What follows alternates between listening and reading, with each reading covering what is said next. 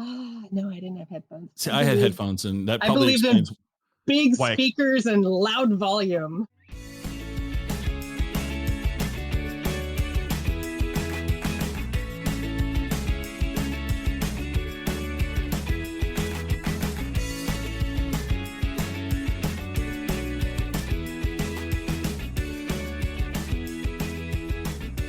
Welcome to the Exploring Washington State podcast. Here's your host, Scott Cowan. So my guest today is Cathy Faulkner, and this is going to be hard on me because this is someone who is a radio personality who's interviewed lots of people, and I'm a hack. So Cathy, welcome. Thank you for making this happen. Oh, my pleasure. Thanks for the invitation. Before I hit record, you started telling me this story, and I think I'd like to start there. Oh, uh-oh. Internship. That's when I shared the dirt before you hit record. Yeah, right? yeah. The internship. How? Yeah. Okay, at the time of recording in 2021, what you're about to share seems completely impossible. But back in the day, KISW, how did you open the doors to KISW? Well, for people who, I guess, don't know me, I worked at KISW for close to 20 years, right? And who are So, you? yeah, they don't know me. Who are you, and what do you know? No, that's all right. I started at KISW as an intern. It actually was started as an assignment in my English class in 9th grade, where I had to interview somebody in media, and KISW was breaking down barriers for FM radio and breaking bands like AC/DC and Iron Maiden and the Scorpions, and I just had to be part of it. So I interviewed Steve Slayton, and then continued to communicate or call and make requests when I was babysitting instead of babysitting. And then like 6 months later, I applied for an internship through a school program through my high school, and got in the door. And that's how my career at the radio station started. With internships at special places, if you leave, the door closes on your way out because you haven't proven yourself. So I made it very clear to everybody that I wasn't going to go anywhere until, I wasn't going to go anywhere. And I did. I just stayed right there. All right. I promised you I wasn't going to ask you really specific questions, but I'm going to ask this one and see if you can remember. Sure. So what requests were you making when you're babysitting? What bands did you want them to play? A lot. It was Scorpions and AC/DC, Judas Priest, Iron Maiden. Yeah. Okay. Queensryche, because they just came out with their EP. Right. No, actually they hadn't yet. No, it was still that. And then I was big into Pat Benatar because there were very few rock vocalists that were making it big at the time, and they were certainly one of KISW's rising stars. So, the heavy hitters, the stuff that had loud volume that my mom kept yelling. Turn that down. Turn that down. Yeah, I got in the door. I got around that in the house growing up because I had headphones. No, I didn't have headphones. See, I had headphones, and that probably explains big speakers and loud volume. Oh, absolutely. But my mother, no, she would not. She may be listening to this, so I've got to be careful. But Mom, love you, but you wouldn't like my music. Love you, Mom. So you started as an intern. What did they have you doing? Real simple stuff. Answering the phones. I worked at night with Steve Slayton, so that's how I started the whole, night clock that I still live to this day. But I didn't have my driver's license, so either my mom or my dad would drop me off at the station, which was the uncoolest thing in the whole wide world. When Gary Crow was working afternoons, and he'd go over the PA system. Hello everybody, go wave to Cathy's mom who's dropping her off. So I was That's mortified. awesome. But as far as tasks, a lot of it was answering phones, going to Dags and getting Steve dinner, going upstairs to the music vault, which was a site that anybody would drool over, just the vinyl and the depth and the breadth of titles that were up there. And slowly but surely over the years, I progressed up the ranks in the music department. Music director's assistant, started working with the labels, started working with the local promoters and clubs. Listened to a lot of the quantity of music that record labels send a radio station to determine the fly or die factor is just absolutely stunning. So I would join Steve in listening to a lot of records and, picking the hits or picking the tracks or, putting it in the what do we call it? The recycle bin was just actually a round garbage can, or frisbees. We would have frisbee contests for those that didn't quite make it. So, and then of course Slayton was doing Disco Destruction at the time, there was the little disco section that was in the music vault as well. That really confused people. that leads me to a question. I got to ask this one. Sure. So you got to pick, fly or die. Yeah. Did you ever pick for someone to not make it that actually turned out making it? Probably. I mean,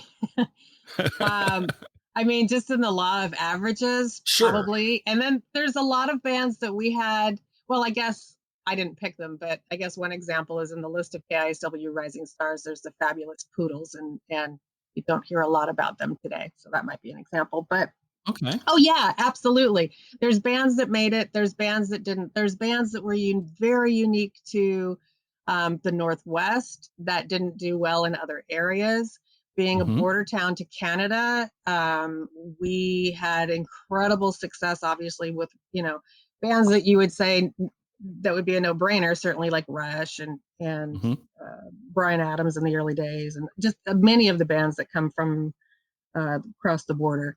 That didn't do well in other parts of the country. So KISW was always very specific to the philosophy of a party looking for a place to happen, that we were fans of music just as much as our listeners are or were. And that combination is more of, we're bringing something to throw on the turntable for you to check out, as opposed to saying, you're going to like it. Right. And I'm going to play it till you do. Well, I know that KISW was certainly the soundtrack of my high school years. And back then, you didn't have the ability to stream it. Like, I could listen to anything I want right now from wherever I might be. So I, went away to college, and KISW didn't follow me over the mountains. And it's very different. A lot of radio stations in other parts of the country are very different than when you grew up with. Oh, absolutely. One question I have is, how involved were you with like the Rising Cars, the Rising Stars, those dollar shows that you guys were sponsoring? I got in later. I became music director in September of 1991. And then I looked at the memo, and it was actually the day that Nevermind came out. I was assistant music director before that and metal director. So I could help in many instances with opening acts or make suggestions, but it wasn't until the first one that I remember being actively involved with was in 1988. And it was a powerhouse. It was a team effort from the whole station. Jane's Addiction, Soundgarden, and Mother Love Bone at the Paramount. Wow. Yeah. And how much were tickets for that? Oh God, I think they were like $8, maybe $7, something like that. They started as $1 in the 70s. And I have ticket stubs for $1. Yeah, and then towards the end of the Rising Star campaign, I think they were like $9.99, which still is so stunning when you think about the ticket prices nowadays. I still talk about there's a group of friends, musicians that I've known through the years, and we still talk about the Angel City show. That was legendary. Yeah, and we still talk about, and we didn't know each other at the time. It wasn't like we all sat together. It was like we didn't know each other. And I think I was in the balcony with my feet hanging over the rails. It's so funny that you mentioned that one, because I've been working with Daryl Westmoreland, who's a photographer extraordinaire in the Northwest. And I think his first photo shoot was with Capitol Records for Heart signing their record deal. And so he's taken pictures of virtually everything. He found some pictures from that Rising Star show, and really, yeah, the fashion statements alone are just precious. But there's two reasons why Angel City was a rising star. One, obviously, Slayton had an absolute passion for AC/DC, and so our focus on Australia. This is before I started working there, but the focus on Australia definitely went from there. And Slayton is credited for breaking AC/DC in the United States, which really, yeah, he was at Fred Meyer Music Market and found Dirty Deeds Done Dirt Cheap in the import record bin. Back when Fred Meyer had that it was an import row and it had a big red sticker on it. Anyway, he found Dirty Deeds and he started playing it. And the Atlantic rep was like, what are you doing? And what is going on? And a call from the rep in New York, and Atlantic started distributing AC/DC statewide because of the demand for AC/DC, because it wasn't distributed in the States yet. It was still import only. I have that. I still have that import of that one somewhere. Dirty Deeds, pretty amazing. Well, that leads to a question, because when I think of radio stations now, I think of them as being super scripted. We got a playlist. We're going to play X 3 times, not the band X, but right. We're going to play X every hour at 10 minutes after, blah, blah, blah, blah, blah. Was KISW back in the day kind of, were you guys allowed to play whatever you wanted? Did you have creative latitude? We had creative latitude, and how do I answer this? Starting as an intern, you don't have a lot of latitude. Okay. Well, I understand that. So when I first went on air, I was told what to do, and then I learned how to push the envelope like everybody else did.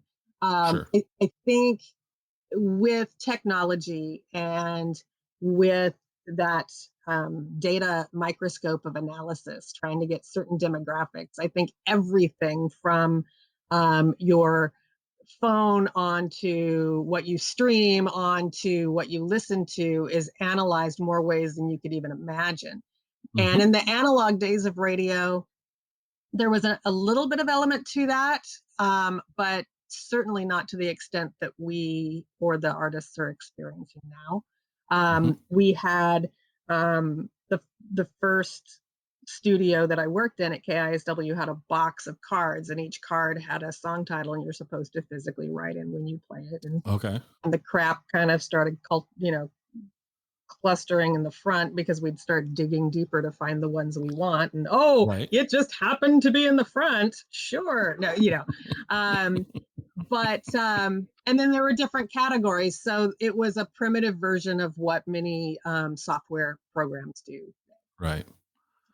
Just because like you've mentioned, you guys, Slayton broke AC/DC into the U.S. market, if you will. That doesn't seem likely nowadays. I think it is. It's just in a different vein, and it takes a lot more to get noticed. I think it's now in the vein of viral videos, or something goes viral, or a concert performance blows somebody away and they put a video up. And I mean, the method may be different, but the passion for music, I think, is the same. The one thing that I think is a lost art is the art of the DJ, or the art of the personality. I mean, we just celebrated, I think it was last week, the 40th anniversary of MTV.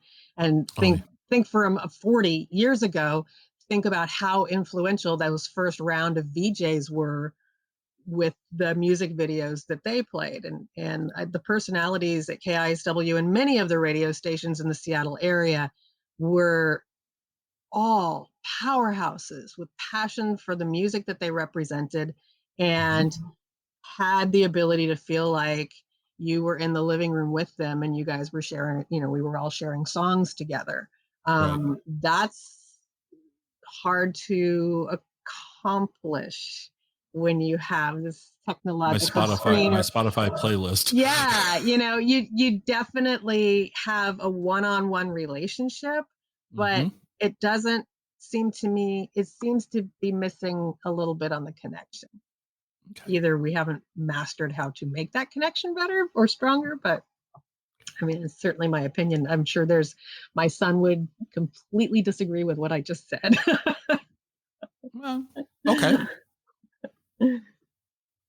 How long was it before they...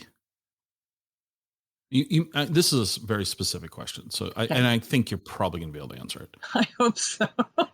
Specific dates. I mean, we're talking 40 years ago. I've got some jumbled memories, my dear. I understand. We all do. Yes. Your first time on the air, your own show. Did you fill in for somebody, or when? I did. Yeah. Okay. Yeah, I don't remember the year. Okay. But I know it was before I graduated from high school, which was 84. Okay. And I got a call at 2 a.m. at the house. Had my driver's license by then, so I could drive myself, thank God. But I had to get my parents' permission, because you can't just walk out of the house at 2 o'clock in the morning. But there was somebody that was ill or didn't show up for their shift or whatever. So I did a 2 a.m. to 6 a.m. a radio shift. And I recall when I got to sit down and go through the show, because we would make these cassette air checks of our shows. Bo Phillips, who was the program director at the time, just said how my nerves take my voice up an octave and make me sound like a child. And so the best way to practice your normal range of your voice is to just not sleep. If don't start fresh with your shift, think of it as the end of the day, so that you don't get all keyed up and amped up from the fact that you're on this 100,000 watt radio station that you've been dreaming of working at your whole life. You're so exhausted, like, just get me through this 4 hours and we'll be good.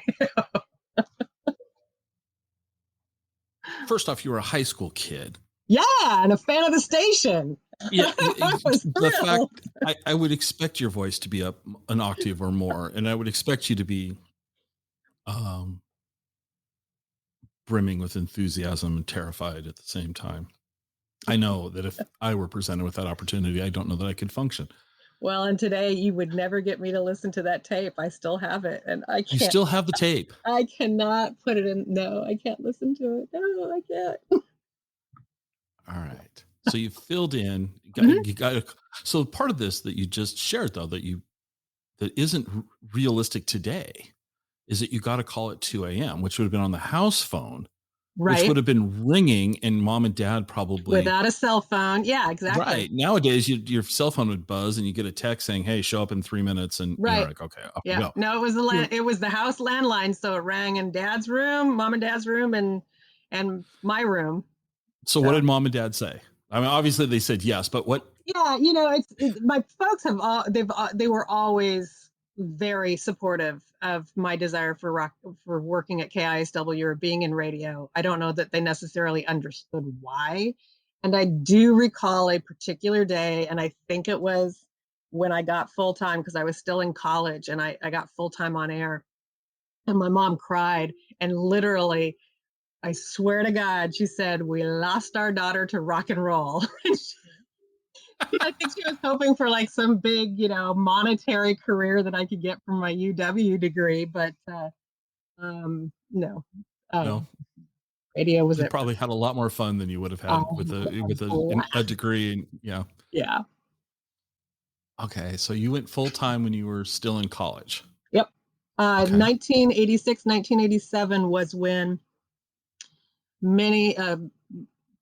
Almost half of the radio personalities at KISW jumped ship and started a radio station called KXRX, or the X. And as traumatic as that is, that's opportunity for somebody that's just starting out. And several of us who had been working weekends, because slots at KISW do not come up very often. No.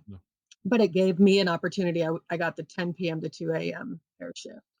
And that's how you become the late Cathy Faulkner. Yes, and notoriously, I know I'll mention Slayton a lot, but Slayton is responsible for nicknaming virtually every nickname that went with a personality at KISW.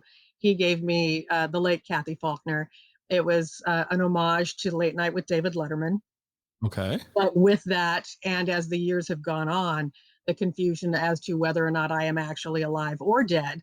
And if sympathy flowers ever arrived to the station, I got them. I just had to remove the sympathy tag and just say I got them from an admirer, but they were. So you always had flowers on your desk. I mean, I had quite a few flowers on my desk that were from somebody who was afraid that, saddened by my demise that has not yet happened. Okay.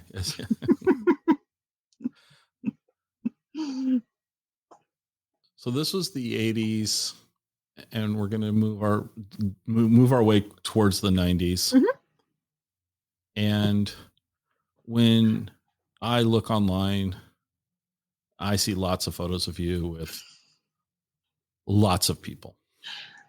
And lots of people from Seattle. A staggering list of who's who in rock and roll, not just from Seattle, but globally. Is there somebody that you would have loved to have a photograph with that you never got the chance to? Yes. Pete Townsend. I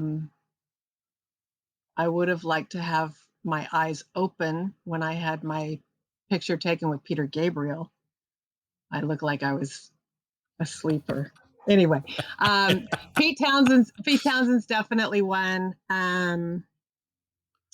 And oddly, there is a band that's very near and dear to my heart from Seattle, the Satchel and Brad, and specifically Sean Smith. And for all the times that I saw him live, and for all the times that I supported their records, I never got a picture with Sean Smith. And his vocals, may he rest in peace, his vocals have always meant so much to me, his talent. So that's one gentleman I would have loved to have my picture taken with. When did you start being introduced to the bands? I mean, were you as an intern? Did they show up in the from the moment that I walked in the door? Yeah. Oh my gosh. Anybody that came to be on Slayton's show had to go through me. I answered the door, or I took them into the studio to record their, station IDs, or they'd say, "This is David Lee Roth, from Van Halen, and you're listening to KISW."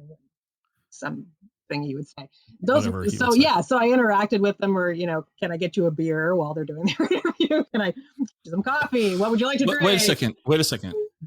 Once again, labor laws, you couldn't do that today. Analog times, if it's in the fridge and the artist wants it, I'm going to truck it from the kitchen to the artist. There's no problem. Times were simpler then.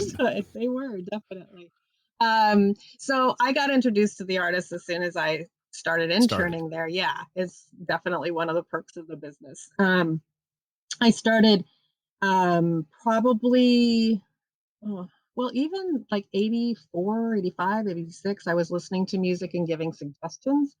Queensryche was coming into Slayton's show very regularly. Heart, certainly. Allies, anybody from the local scene would come in. So Queensryche was probably the first band that I started working with regularly, because by 88, I was hosting Metal Shop on the weekends. And so I was working directly with Shadow and Gypsy Rose and Forced Entry and Metal Church and a lot of the 80s metal scene.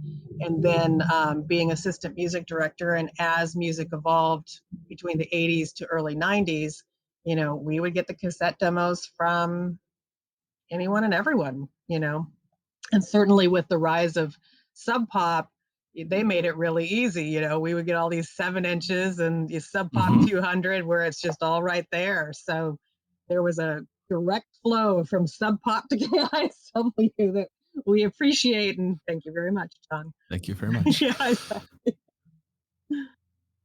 So as I warned you before we hit record, and since I'm talking now, the guy's mowing the lawn, so this might be the part of it. I can't even hear it now. I unfortunately I can't, oh, and I'm so maybe no one will hear it, and I'm just crazy. Well, let's shift gears. Let's go out of the 80s and let's just call it. I'll just call it, for lack of a better word, the grunge era. Which that word. Yes, I know. You can correct me, but okay. Megan Jasper's chuckling now. Okay. What memories, and this is a really broad question, but what memories do you have of Seattle's music scene when bands like, Pearl Jam, Alice in Chains, and all that were starting, before they might have been, these household words? Because you shared a story with me when we talked on the phone the other day, and maybe we'll get to it, but yeah, what was it like for you? You're in the radio business, you're meeting people all the time, and this seismic shift in our local music scene happened. Well, I remember, I remember being young and not having the confidence and arrogance that I certainly have today. And I remember how challenging it was to keep track of who was in what band.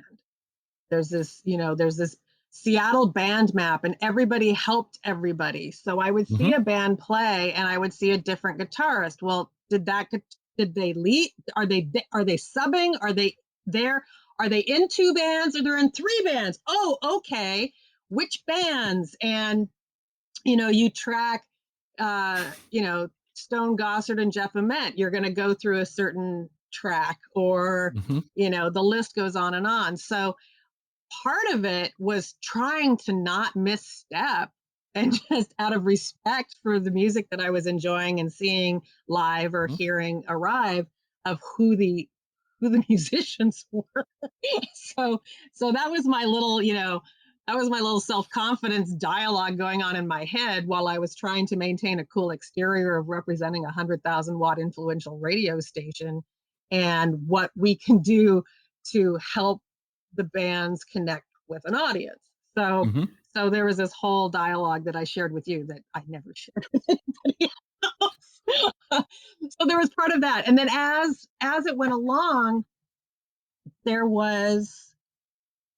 always been a genuine pride and excitement. There seemed to be an integrity that Seattle music scene always seemed to emulate. An organic musical authenticity. And then,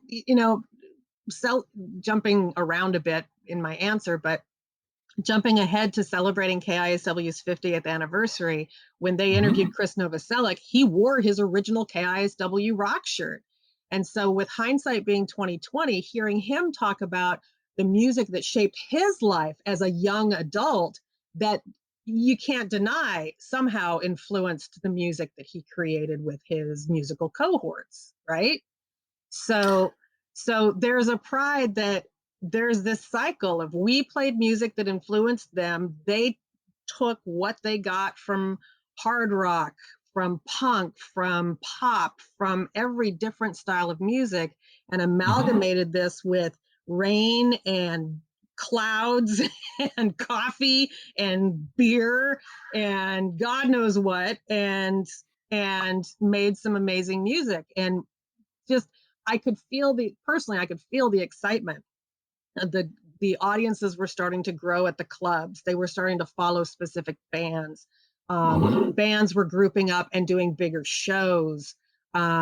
We were having bands open up for national acts, and then that got people talking on a regional or a national level. The pinnacle for me was that Rising Star show that I mentioned earlier with Jane's Addiction, Soundgarden, and Mother Love Bone. That was an energy in a room that I had never experienced before. You could cut the tension and excitement with a knife. It was very obvious that if the seats remained in the Paramount, they wouldn't stay bolted to the floor. That people were flying, and it was a passion that the Seattle music scene is so known for. We knew that what we had supported up to that point, everything was about to change. All the rock formulas that had been done and redone was going to be challenged by this music scene from Seattle. There was absolutely no question. It was being helped by other regions because Jane's Addiction wasn't from Seattle, but that style of music was certainly ready to bust wide open. And I'm so grateful to this day to be able to have been able to view it from the sidelines or even be part of it. I don't see anything that could ever match it, ever. Okay. I did not go to that show, so I can't. Yeah, I can't speak. And I don't know if there's any audio or video of it. I haven't come across any, but I guess I just would have assumed that KISW would have been recording something off the soundboard for these shows. I just made that assumption that sometimes somebody would have. Sometimes we did. Not that night. Not that night. Okay.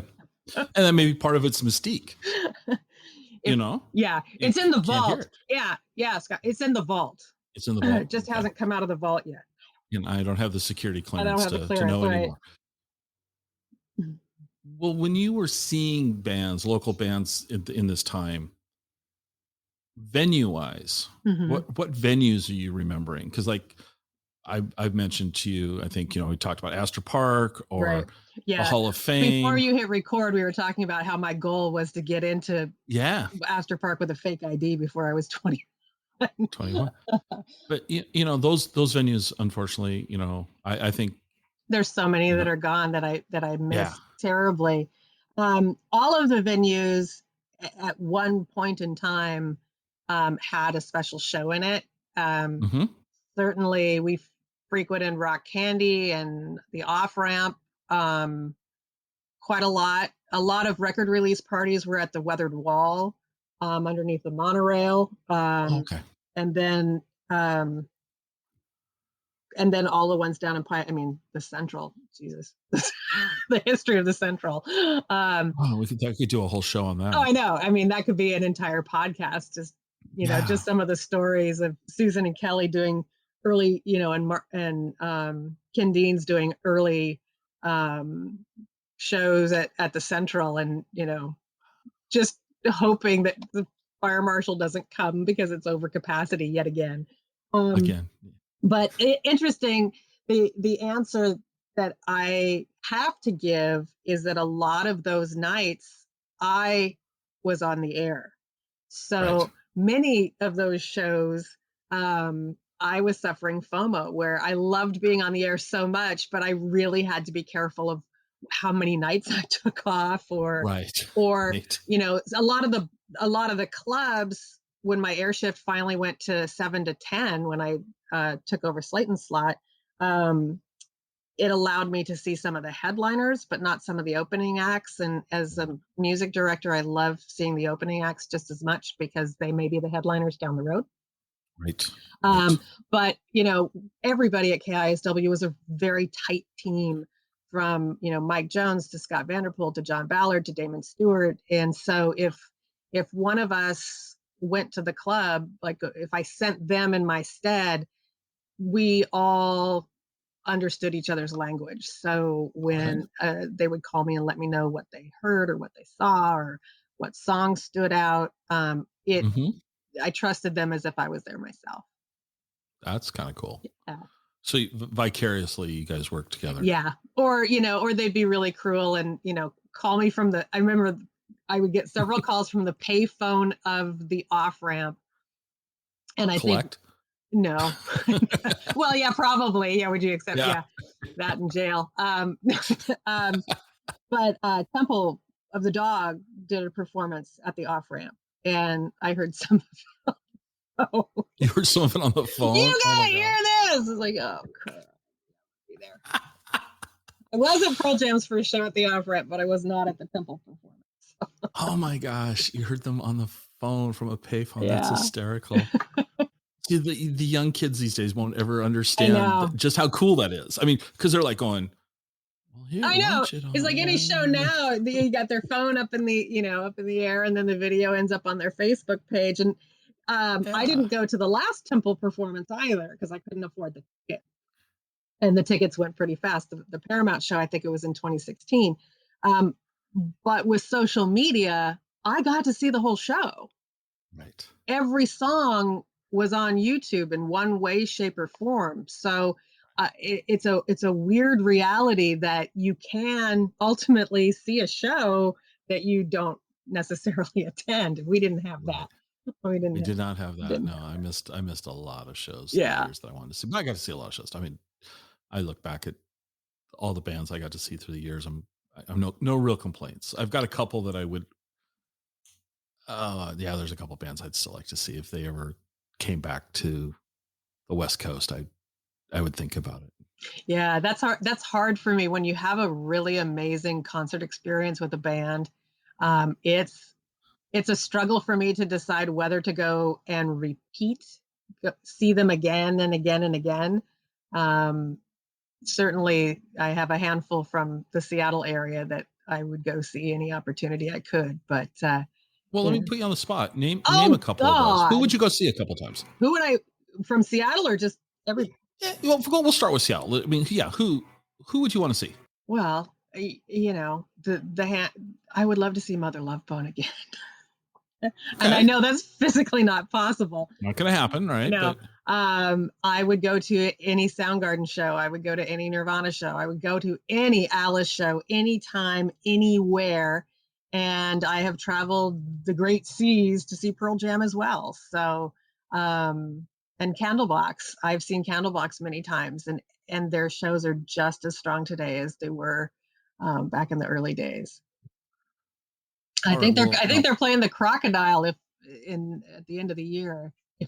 All the so to put you on the spot about Pearl Jam, and you said you've traveled the seas to see them. Yeah. Where is the most exotic place you saw Pearl Jam? Verona, Italy. So you were at that. I've seen some videos of that. Yeah, it was when they opened up for U2 at the Zoo TV tour, and I was there to check out a couple other bands in Paris, and Pearl Jam just happened. Life's so hard for you. And just happened to be close by in Verona. So there was a group of radio programmers that were in Europe. We were checking out Quicksand and a couple other bands, but they were on the same label as U2. So we were technically U2's guest at the show. To see your friends that have been touring for months and you show up, hi, I'm here. How you doing? Yeah. So when shows were in really high demand, friends of the band would, it's time to backpack Europe so you can actually see from the side of the stage or see them after show. And we went to this after show deal at U2's compound after the show in Verona. And this is the exotic part and the thing that's just so special to me to be able to witness is it was when Pearl Jam was too big or too small. They were still a small town band, but their following was too big and they hadn't found a way to occupy the huge stage, but they had enough following to be able to have a huge audience. And that tour with U2, I think, was pivotal for them to figure out how to make a huge stage like that either bigger than life or intimate. And if you think of some of like the home shows that they did at Safeco Field, they have a way to make the stage look intimate and look like back in the days when they played the clubs. That tour was pivotal. And the after show at U2's compound, Mike McCready was sitting next to Edge and Vedder was sitting next to Bono, and they were having these in-depth conversations and the mentoring that had to have been going on while all the radio programmers were in the game room watching supermodels play supermodel ping pong. All of these rock stars were sitting down and comparing notes. And, I just sit there going, there's that over there and there's that over there. And this is going to be pivotal in how Pearl Jam goes forward. So that not only it was one of the furthest distances to see them, but it was a pivotal show for me to see that they may be able to figure out a way to do this. In their evolution, if you will. Exactly. Absolutely. Yeah. Okay. Wow. That's a really cool story. I will share this one. It's completely, you brought up Bono. Yeah. So this, to set the stage. So a family in the neighborhood that I grew up in had 5 kids. The youngest was a year younger than me, and then the next youngest was a year older than me. So the 3 of us kind of knew each other, right? And then they had an older brother. Okay. And the older brother ended up being a pilot. Oh. And the story that I was told was that he ended up being a corporate pilot for Nordstrom. And Bono's wife had a clothing line that Nordstrom's was carrying. Interesting. And I guess he got to fly Bono around from event to event. Nice. And Bono, I guess, took an interest in him. And I think I heard the fact that he would sit in the co-pilot's chair, if you will, and, sitting in the cockpit talking and having this conversation. And one conversation led to another, and Bono found out that he had 3 kids.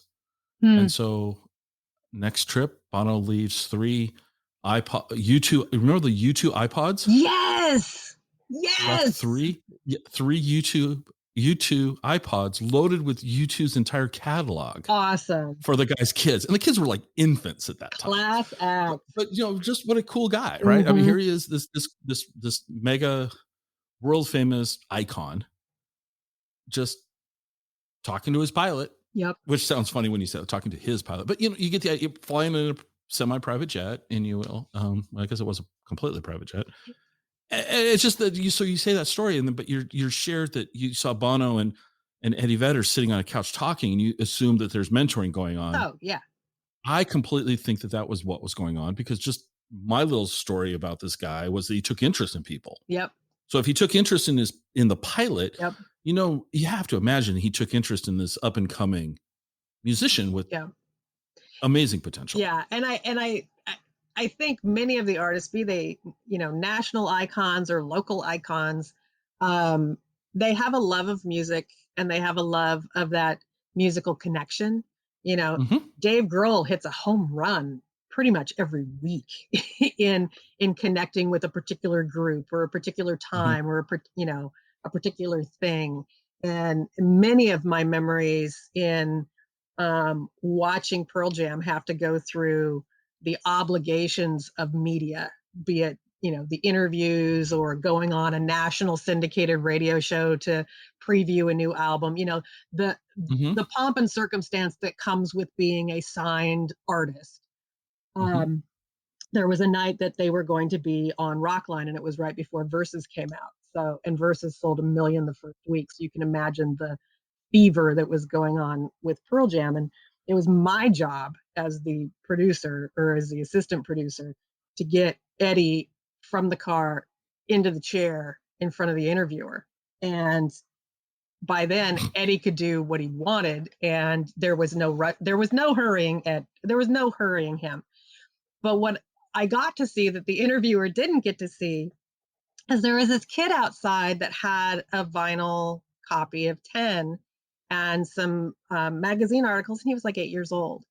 And Ed went up to this young man, and they sat down on the curb, and Ed opened his suitcase and showed him his composition books, because he would write in his composition books after every show, and they were exchanging these things. And I'm like looking at my watch going, okay, all right, we're getting close. Like 2 minutes, man, 2 minutes.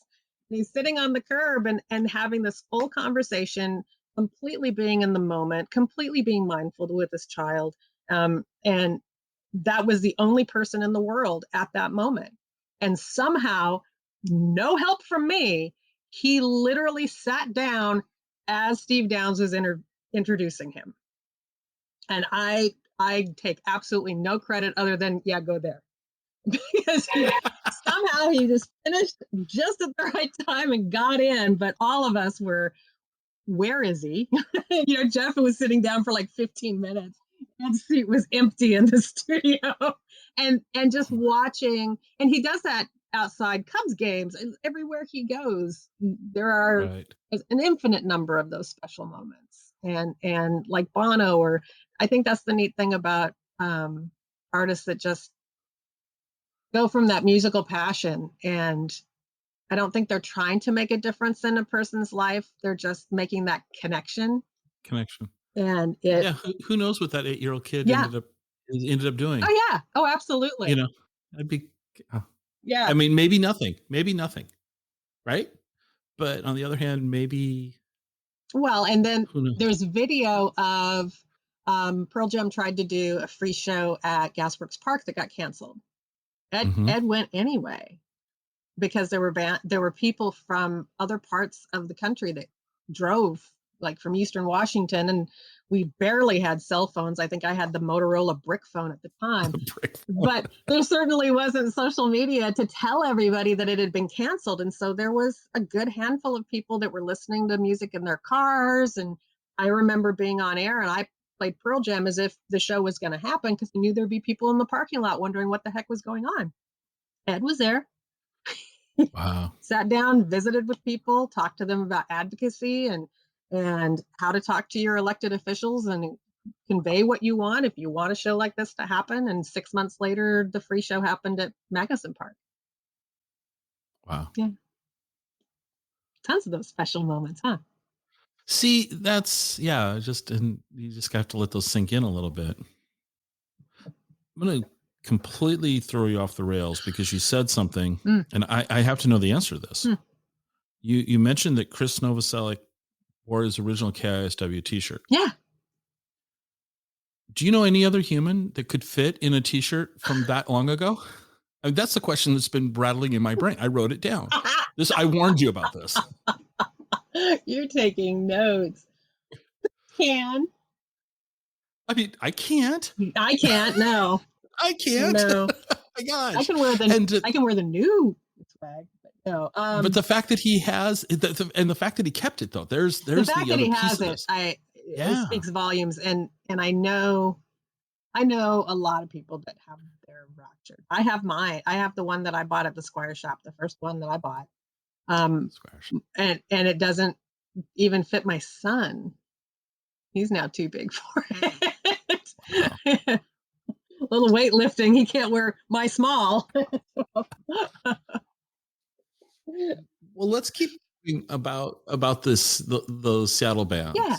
What other interesting but yet a little bit off the radar things can you share with us that, like you mentioned that we had the rotating cast of members and all of that, and ultimately some of the bands settled down into and they locked in, right? Yeah. I think the surreal element. I mean, there's two stages that we haven't covered. One is the label launching of what is considered the iconic standards of the Seattle music scene. Okay. So that would be Louder Than Love from Soundgarden. That would be, the major labels, because certainly Sub Pop gets credit for Soundgarden and Nirvana and Green River and Miami, and the list goes on and on and on. But it was the major label launches where they were trying to take this local scene and break it nationally or globally. As a radio station that actively supported the local music scene, we would get this music before it was released nationally or globally. And then in a competitive market, we were fighting over who could play it first. But one release in particular, which was the Temple of the Dog record, it was released around the same time that 10 was released. And then when 10 went multi-platinum, A&M reissued it and treated it as a national release. Well, we had played Say Hello to Heaven. We had played Hunger Strike. We had done the heavy rotation where, people want to hear Pushing Forward Back instead of Hunger Strike. And they released Say Hello to Heaven as a single a year and 3 months after we started playing it. And the difficult time is nationally, Seattle hadn't fully taken hold yet. It was well on its way. But to have KISW or local radio stations not supporting a local release didn't speak very well to Indiana and Kentucky and Florida and Georgia. So it was a interesting balancing act that I was continually faced with for bands that we helped break, then replaying them. Here's the new track, right. Just to catch up the rest of the world. Here we are again, having to balance playing it for people who had heard it a million times, Right. So there was that stage. And then there was the absolute saturation stage where anybody that had a label was coming to Seattle and wanted to, because they had to have somebody from Seattle on their roster. Some labels didn't care and they would just sign the first one that they found. Some of them did, but didn't take time to get to know the artists. And it was a weird feeding frenzy to witness. The movie Hype accurately portrays it with the clear cutting of a forest. It really felt like the bands had gone from talented to commodities, and it was hard to see people being loved to death. So there's those two phases. As a program director and as a disc jockey in Seattle, I spent a lot of time talking to other radio regions, other radio programmers in other parts of the country, and telling them it is okay to play Man in the Box by Alice in Chains at other times except after midnight. I mean, you can play it in the afternoon and it's going to be okay and you'll be fine, and you're not signing in for anything satanic. It's okay. It doesn't have to be scary. It sounds different, I know, but it doesn't have to be scary. Your kids will like it. Your kids will like it. Yes, that demographic that you're looking for will enjoy this. Right. Trust me. Yeah. Look at our market. Yeah, I had a lot of those conversations in the early days. When Soundgarden came out with Jesus Christ Pose or Alice in Chains songs off of the debut, it was just it didn't sound familiar to something that would be easy to put on at all times of the day. So I dealt with a lot of those. So how, in your opinion, this is an interesting question because this has nothing to do with Washington State. In fact, it's everything to do with every other state. How did the rest of the U.S., what was the chain of events that happened when you saw it? Because you saw it here. You saw the epicenter of this tsunami. Well, what was it like watching it as it dominoes fell throughout the U.S.? Pride turned into wow, turned into holy shit, was kind of like, it's like it just keeps getting bigger. I think we didn't have social media well honed at that point in time. So I think the key factors are how astutely radio stations listen to their audience. I think in many parts of the country, the audience was ahead of the radio station. And I think the reason that KISW was always there early on, maybe not to the degree that many bands wanted, but we were there early on, was because we were listening. We had an ongoing relationship with our audience. So I think that was the key.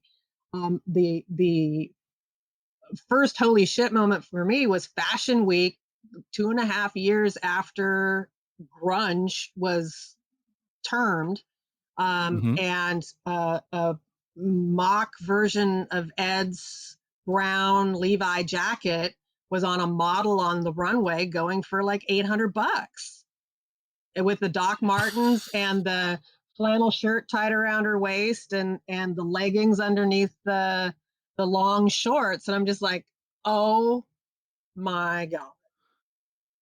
It has permeated culture in every way, shape, and form. And I know that Ed didn't spend $600 on his Levi jacket. I can't imagine that he did. But that was, and I can't imagine that he does now. Yeah, and that's when it became. It's like, wow, what is this? Is this a parody? Have we shifted the axis of music to a degree none of us even anticipated? That we're part of Fashion Week? And the answer, in my opinion, is yes. Exactly. That's what happened. Yeah. That's what happened. Because one of the things you said when we were talking on the phone was that and I'm kind of paraphrasing you. So if I get it wrong, you're going to speak up and say, no, Scott, that's not what I said. But basically you said that the Seattle scene is probably not been duplicated since. And you mentioned that, technology is maybe one of the big reasons why, because we can now hear anything, anywhere, anytime. Yeah. Yeah. We can hear somebody from Indianapolis or from, Gunnison, Colorado, wherever we can hear. If somebody's doing something cool, we're going to hear about them on YouTube or whatever. Right. But a collective musical movement, I don't think has been duplicated or surpassed a regional movement. You can take a New York movement or an Atlanta movement or an LA movement or the Southern movement. But since Seattle, I challenge anyone to find one that bigger, badder, more recent. I can't think of one. And now it's old enough to be classic rock. So, wow. We could have gone the whole show without saying that. Sorry. Sorry. I mean, I've done more interviews about the 90s in this last 5 years. And I wish I had taken notes. We surfed it. So much was happening and it was happening so fast. And every night there were 5 bands playing and every day I would have 10, 15, 20 demos coming in of bands that may or may not make it, or, I'm trying out this song, what do you think? And it didn't even occur to me to have a historian sitting next to me. No. Well, no, I mean, boy, that's an interesting, thank God for Charles Cross, man. He, between the Rocket and the books that he's written, he's our historian. Yeah.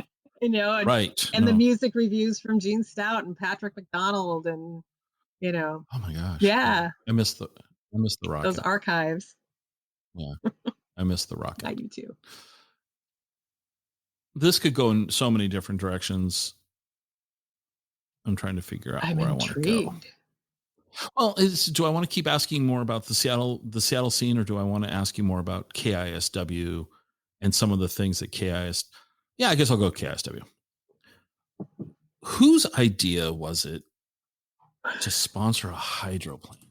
Oh, I think Bo Phillips gets credit for that. I walked into that. That was before my time. Okay. Good answer. But it's an example of the philosophy of the radio station that has influenced my life to this day. And that is, there are no rules.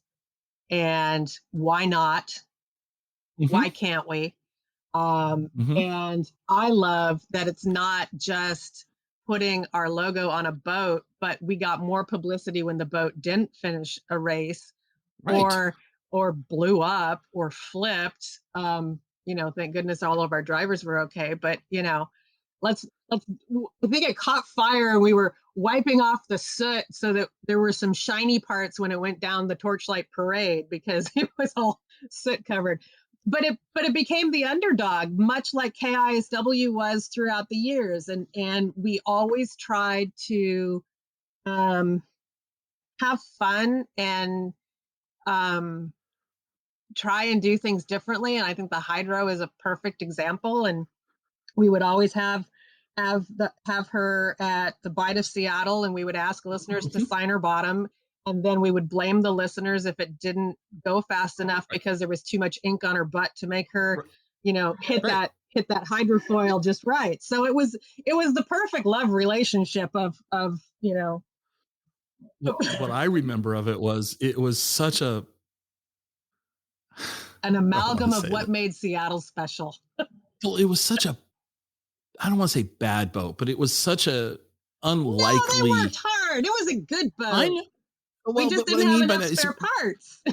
We didn't want it to win. If it would have won, it would have ruined it. It would have ruined it. And so we were rooting for it to blow up, if you will. And we were rooting for it to drop dead in the middle of a heat. And just because it was just this lovable loser, if you will. Think the Chicago Cubs, it was just this. And that was, but the fact to me, what I remember is that was what everybody embraced. It wasn't that we wanted it to be the winner. It didn't matter. It was our boat. Yeah, it was our boat, and we were going to have fun. And we hoped that we remembered the day after we woke up the next day, because the log boom parties were Yes. The stuff that Legends, pretty substantial, right? The stuff that Legends were made of. And I remember, oh God, I want to say it was like 85, 86. Bo came up with this amazing idea. We got a mascot. We got one of those stupid inflatable gorillas. And he had a rock t-shirt made for this gorilla, and he put it on a raft on Lake Washington. And so every time the camera spun around to see if Miss Rock was still going, there would be this gorilla with a big ass t-shirt. It's like, and yes, we ran out of gas at the Bite of Seattle, and yes, the gorilla fell on one of our DJs. So we have this joke of, Bambi versus Godzilla kind of with the inflatable gorilla. I mean, that's the magic of radio. That's the magic of fun. That's how can you make an event bigger than life without having to have a bigger than life budget? And Bo Phillips was a master at that and taught all of us so well. Well, see, and that's the thing I think back, and you guys did social media marketing without social media. I mean, you said the Squire Shop, right? I mean, oh my gosh. But how many thousands of KISW t-shirts did the Squire Shop peddle through the years? I mean, and the rock stickers. The rock stickers with the little, coupons on the back. And no, I mean, KISW you guys did an amazing job of being relevant. I was lucky to learn from the pros. The team that took that station to number one in, I believe it was 1978, and they got their picture in the Seattle Times. It was a big thing. They are an example of what radio can be capable of, if you have a passion and if you're willing to try. So who was the owner of the station back then? Was it a local ownership group? It was a local ownership group. Lester Smith of K. Smith Enterprises. I believe Frank Sinatra and Danny Kaye, the entertainers, were also investors. At a certain point in the early days, around when KISW started, we were co-owned with KJR. Okay. Okay. And I got the pleasure of meeting Lester Smith. I didn't get to meet Danny Kaye, and I didn't get to meet Frank Sinatra. That I came later.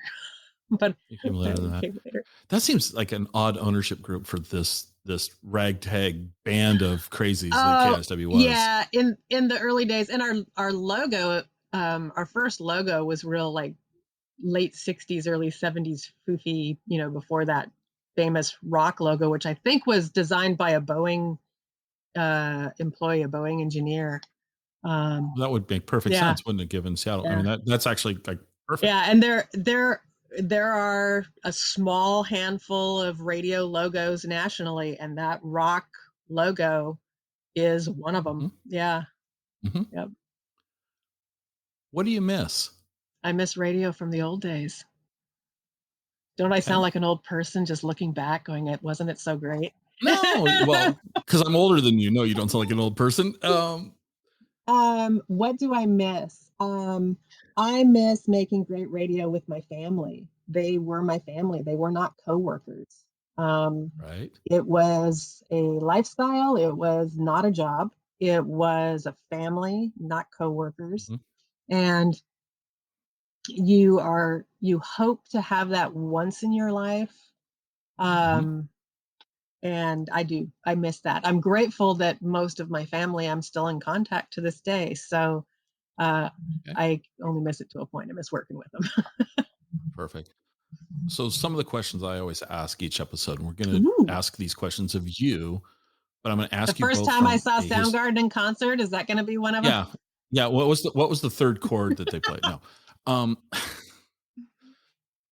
No. So we're going to ask you each question, two parts. So back in the day when you were going out and seeing these bands Mm-hmm. after hours, Yes. where did you go? Were you a Doghouse person? Did you go to Best Cafe? Oh, for dining after the show was over? Yeah. Oh, Where's a it was a quintessential Seattle two spot? places, Doghouse, or I think it was called Minnie's on First and Denny. It was a 24-hour. I think it was called Minnie's. It was in that triangle building at First and Denny. And if it was Pioneer Square show, came up and went there. If it was anywhere within the downtown corridor, it was the Doghouse. And many a KISW staff meeting and debrief took place at the Doghouse, because all roads lead to the Doghouse. All roads lead to the Doghouse. So nowadays, where's a quintessential Seattle place for you now? Oh, man. So this is the 2-part question. Ooh. Oh my, I am coming at a loss. Because my hut. Well, we all get a. Yeah. One, I go to sleep earlier than I did. Okay. So there's that. Well, so where's just it doesn't have to be after a show. Where's a great place to grab, say, lunch in Seattle for you nowadays? So funny, because there's COVID. I know.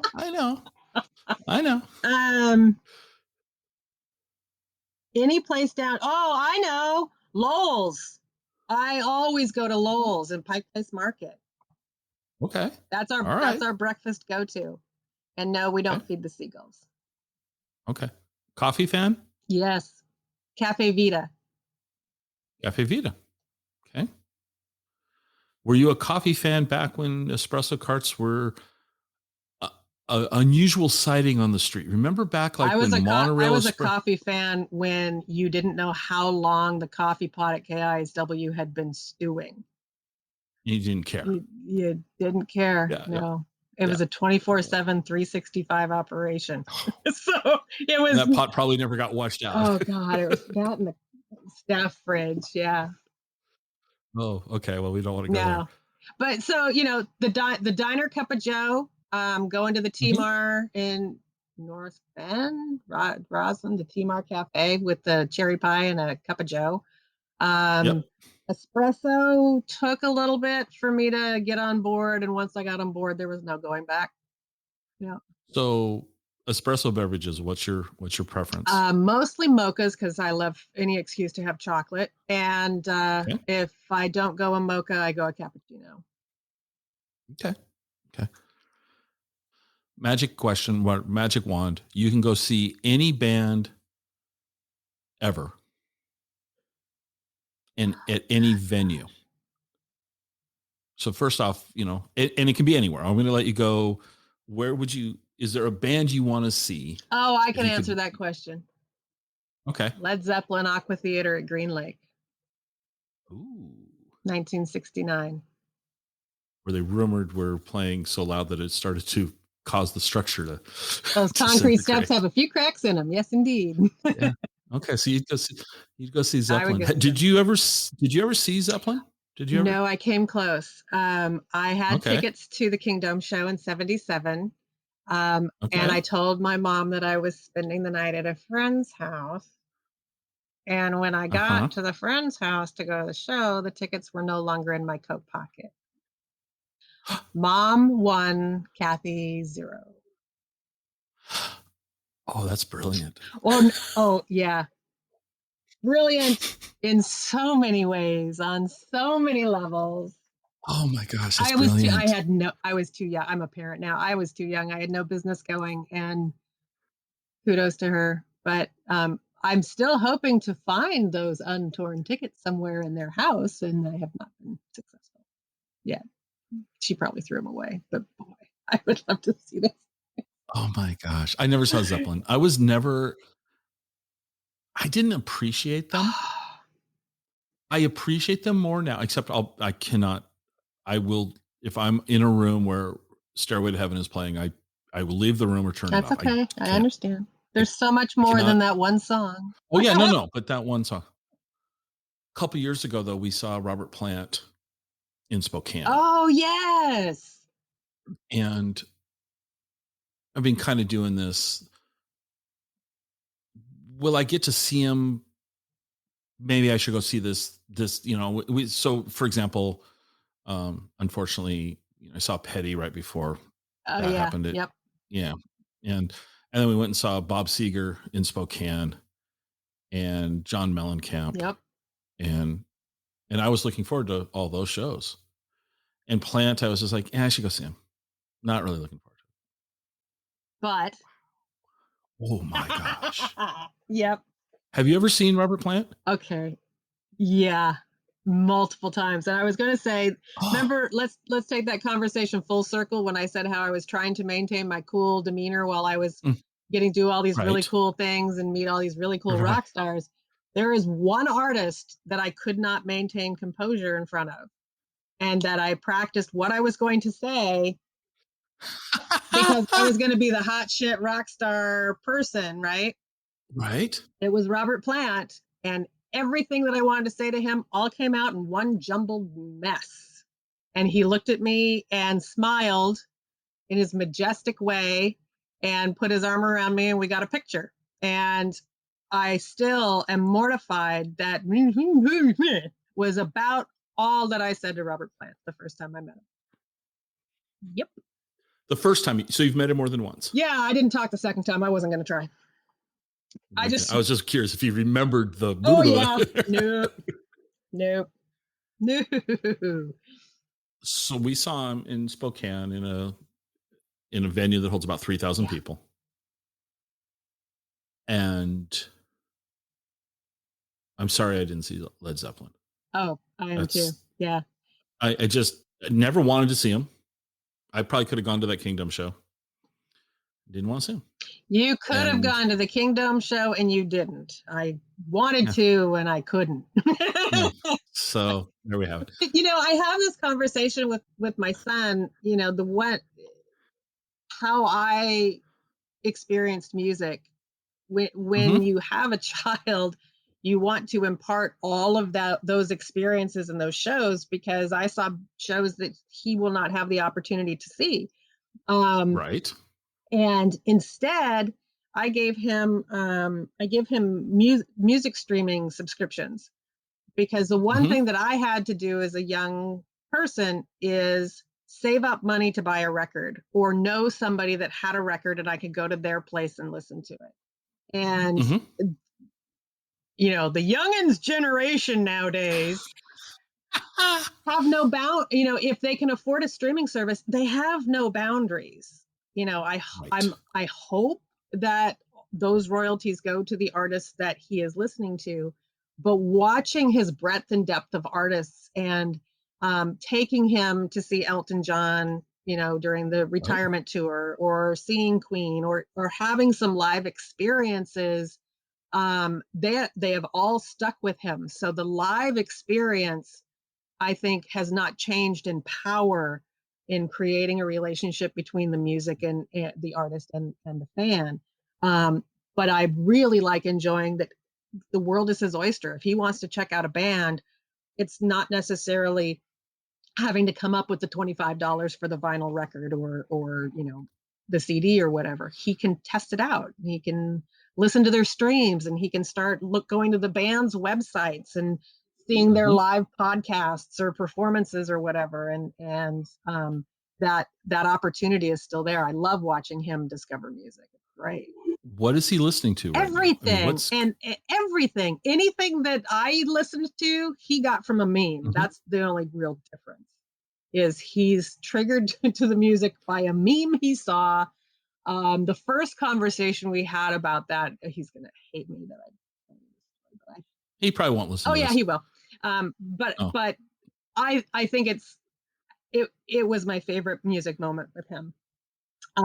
He turned on his phone and he was playing Roundabout by Yes, which I'm like, where the hell did you get this one? Oh, it was on a meme. Okay, great. And so then he started talking about how he was going to start doing memes and start using music samples. And I said, no. I said, you need to respect the artist and what they created. And if you're going to use that music, you have to understand. I mean, he got the full on DJ lecture from me. And it went on and on and on and on. And he goes, they'll never know. And I'm like, horse pucky, let's get in the car. Let's drive to Alan White and you ask for permission to use roundabout. And he's like, what? I'm like, Alan White lives in the area. You never know where these guys are. So let's go to the horse's mouth and you tell him what you just told me. And that changed it all, where he has developed a love and a respect for the artist behind the music. And he also loves Monty Python more than life itself. So he's a cool kid. You raised him right. I did my best. Good job. I'll wrap up with this question. What didn't I ask you that I should have? Oh, when did you see Soundgarden for the first time? Sorry, that was awesome. Because honestly, I'm going, I can't remember. You can't remember. I can't remember either. What question? Because we just condensed 30 plus years of music history into a little over an hour. Right. So we've skipped over a lot of stuff. Oh, and so many different crazy moments. Yeah. I think you have the harder job where you can ask a question and I can come up with one or two stories to go with it. And so there's a lot of stories that you don't know that you wouldn't know to ask about. I can't think of a question so you can get that. Okay. I guess a hindsight question. Would you do anything differently? Yeah. Okay. Cathy, would you do anything differently? Not a bit. No. There we go. Maybe get rid of my big hair earlier, but no. Now, I thought you would have said enunciate to Robert Plant. No, because it's a good story, you know. It's a great story. Anytime I went on vacation, I said that I was going to go hang out with, Robert Plant in the Riviera, because in analog radio, you could do that. And the fact that I couldn't even talk to him, I thought was poetic justice and karma for that. That's brilliant. That is absolutely brilliant. So if people want to find out more about you, more about KISW, all of those things, where can they go? Well, you can go to KISW.com for anything KISW, and they have an amazing Facebook page. For me, I do voiceovers now. I do have a lot of those pictures you referred to on my website, CathyFaulkner.com, and it's Cathy with a C. I'm alive and well. But yeah, welcome to check it out. And I've got a public Facebook page at Late Cathy Faulkner. Okay. Well, thank you for taking the time. This was great for me. I had a lot of fun, and I appreciate you sharing just the tip of the iceberg. It was great chatting with you and fun going down memory lane. Thanks for indulging me.